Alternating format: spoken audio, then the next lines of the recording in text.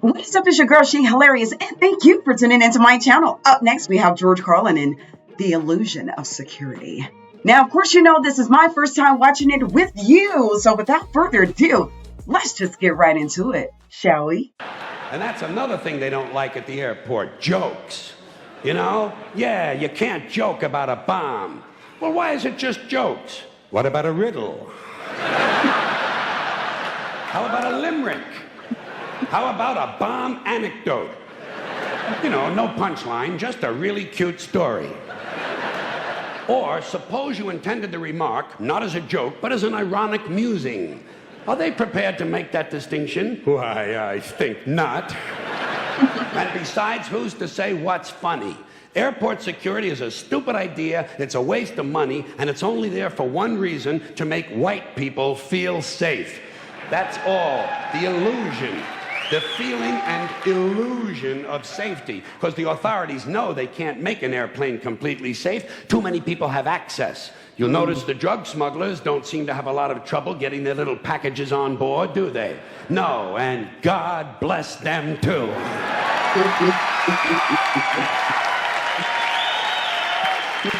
Oh. And by the way, an airplane flight shouldn't be completely safe. You need a little danger in your life. Take a fucking chance once in a while, will you? What are you gonna do? Play with your prick for another 30 years? What, are you gonna read People magazine and eat at Wendy's till the end of time? Take a fucking chance. Besides, even if they made all of the airplanes completely safe, the terrorists would simply start bombing other places that are crowded. Porn shops, crack houses, titty bars, and gangbangs. You know, entertainment venues. The odds of you being killed by a terrorist are practically zero. So I say relax and enjoy the show. You have to be a realist. You have to be realistic about terrorism. Certain groups of people, certain groups, Muslim fundamentalists, Christian fundamentalists, Jewish fundamentalists, and just plain guys from Montana are going to continue to make life in this country very interesting for a long, long time. That's the reality. Angry men in combat fatigues talking to God on a two-way radio and muttering incoherent slogans about freedom are eventually going to provide us with a great deal of entertainment. Especially after your stupid fucking economy collapses all around you and the terrorists come out of the woodwork and you'll have anthrax in your water supply and sarin gas in your air conditioners. There'll be chemical and biological suitcase bombs in every city, and I say enjoy it. Relax. Enjoy the show. Take a fucking chance. Put a little fun in your life.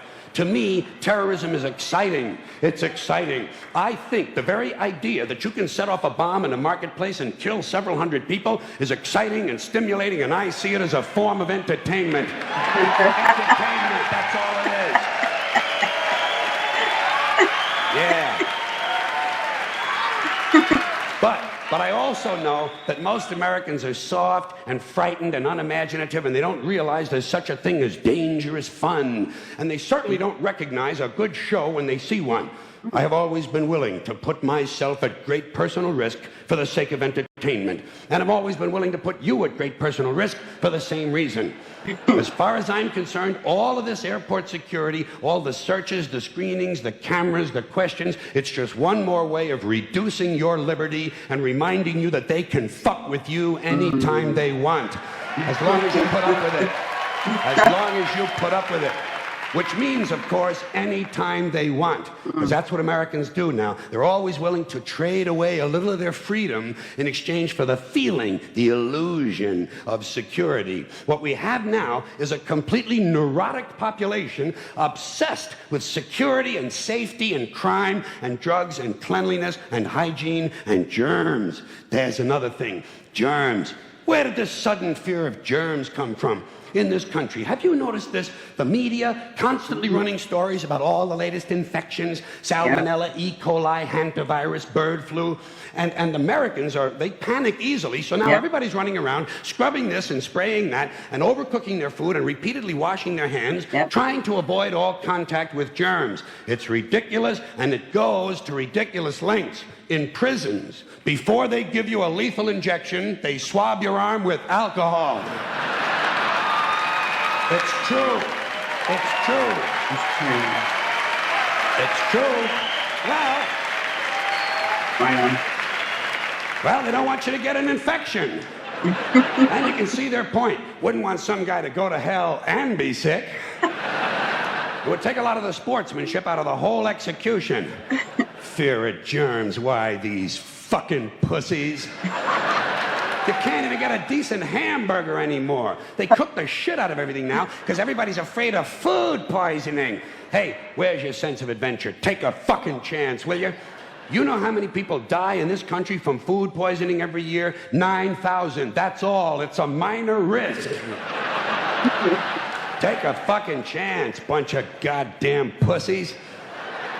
Besides, what do you think you have an immune system for? It's for killing germs. But it needs practice. It needs germs to practice on. So listen. If you kill all the germs around you and live a completely sterile life, then when germs do come along, you're not going to be prepared. And never mind ordinary germs, what are you going to do when some super virus comes along that turns your vital organs into liquid shit?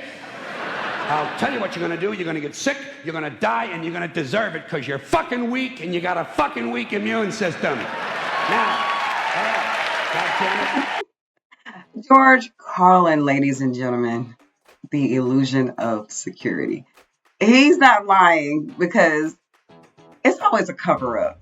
You know, like the minute they have something going on, they're like, oh my God, E. coli, and everybody's attention just shifts, and it happens every single time.